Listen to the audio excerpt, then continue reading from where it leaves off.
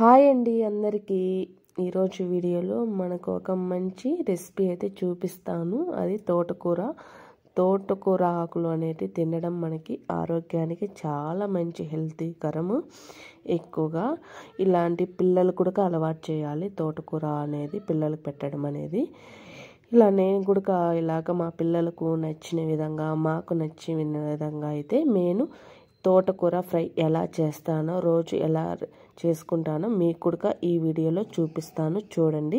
తోటకూర ఫ్రై చాలా రకాలుగా చేసుకోవచ్చు. ఇది తోటకూర ఏం పేరు వచ్చేసి కొయిటాకు అని అంటాం మేమైతే. మరి మీరేమంటారో కామెంట్ చేయండి. ఇక్కడ నేను ఒక కట్ట తోటకూర అయితే తీసుకున్నాను. ఇవి ఇట్లా శుభ్రంగా వాష్ చేసుకోవాలి.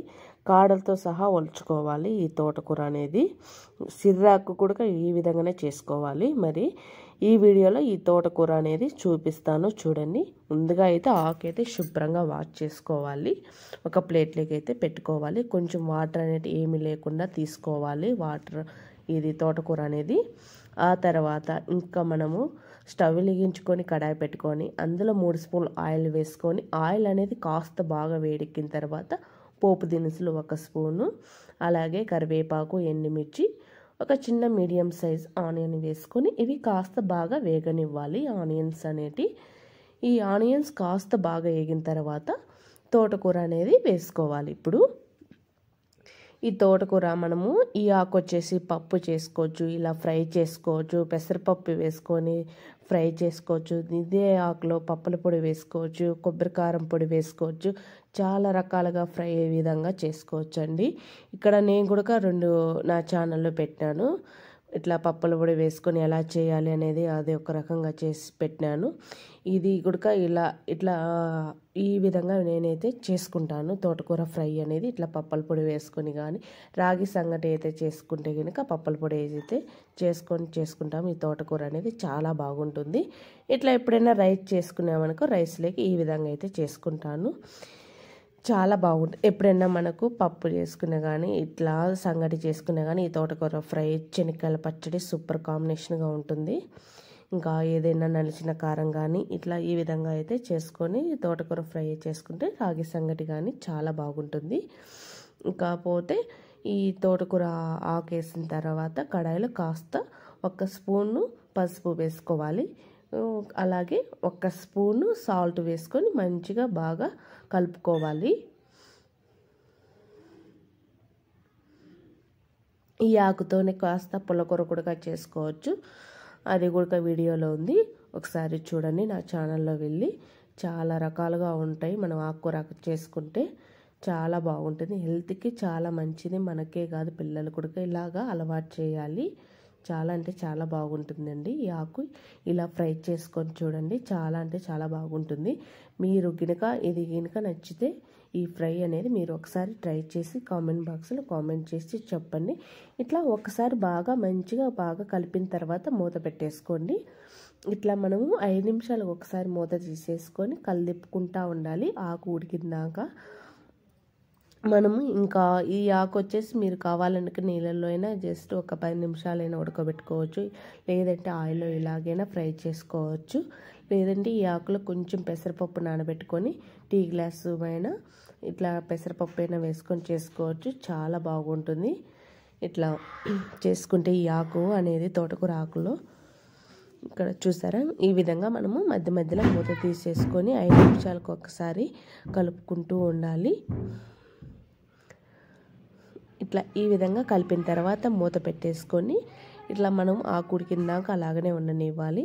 తర్వాత ఇంకా చిన్న మిక్సీ జార్లో తీసుకొని అందులో శనక్కాయ పప్పులు అనేటివి వేయించుకొని కాస్త పొట్టు తీసేసుకొని వేసుకోవాలి మిక్సీ జార్లో. అలాగే కారం తగినట్టుగా కారం పొడి కూడా వేసుకోవాలి. ఇక్కడ నేను 3 స్పూన్లు అయితే వేసుకుంటున్నాను. కొంచెం కారం తక్కువగానే వేసుకుంటున్నాను. పిల్లలకు ఉంటారు కదా, వాళ్ళు ఎక్కువగా ఉంటే తిన్నారనేసి నేను కొంచెం తగ్గించి వేసినాను కారం పొడి. మీరు కావాలనుకుంటే కొంచెం ఎక్కువగానే వేసుకోవచ్చు. ఇట్లా తగ్గించైనా వేసుకోండి. పిల్లలు ఉంటే తినాలనుకునే వాళ్ళు కొంచెం తగ్గించే వేసుకోండి. ఈ విధంగా గ్రైండ్ చేసుకోవాలి. కొంచెం బరకగా గ్రైండ్ చేసుకోవాలి. ఇందులో వెల్లుల్లిపాయలు అయితే వేసుకోవాలి. ఒక 4 వేసుకోవాలి. వెల్లుల్లిపాయలు వేసుకొని జస్ట్ అలాగా గ్రైండ్ చేయండి. ఈ విధంగా గ్రైండ్ చేసిన తర్వాత పక్కనైతే పెట్టేసుకుందాం. ఇప్పుడు ఈ తోటకూర అనేది ఆకు ఉడికిందో లేదో చూసుకోండి.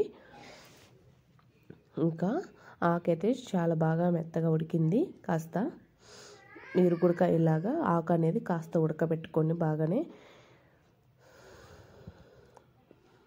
ఈ విధంగా మనకు ఆకు అనేది బాగా ఉడికింది.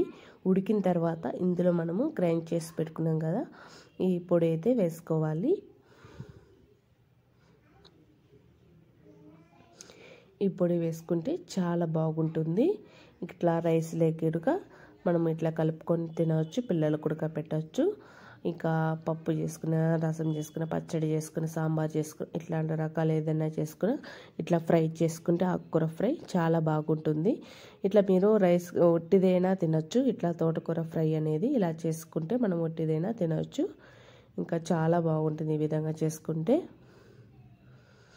ఇక్కడ చూసారా, మనం ఆల్రెడీ దీంట్లో ముందుగానే కొంచెం ఉప్పు అయితే వేసుకున్నాము ఆకులో. అలాగే గ్రైండ్ చేసేటప్పుడు ఆ పౌడర్లో కూడా కాస్త ఉప్పు వేసుకున్నాము. ఇంకా ఏమైనా తక్కువ అనిపిస్తే లాస్ట్లో కొంచెం సాల్ట్ అనేది వేసుకోండి. ఇంకా ఎందుకంటే జస్ట్ ఇట్లా సరిపోయింది, నేను అందుకే వేయలేదు. ఈ విధంగా అయితే మనకు ఆకుకూర అనేది తోటకూర ఫ్రై ఇలా ఉండాలి. చాలా బాగుంటుంది. ఈ విధంగా చేసుకొని మీరు కూడా ఒకసారి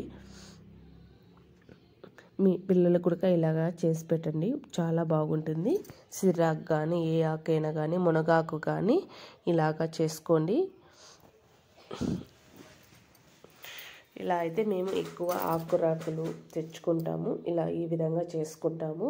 మాకైతే ఇలాగ చాలా బాగా నచ్చుతుంది. ఎక్కువగా మేము ఇలాగనే చేసుకొని తింటాము. మేము చేసిన పద్ధతి మీకు కూడా నచ్చినట్లుంటే మీరు కూడా కామెంట్ చేసి చెప్పండి ఎలా ఉండేది అనేది. ఓకేనా, చాలా అంటే చాలా బాగుంటుంది. ఇంకా మీరు కావాలంటే ఇందులో నచ్చితే ఎండు కొబ్బరి పొడి కూడా వేసుకోండి. ఓకేనా ఫ్రెండ్స్.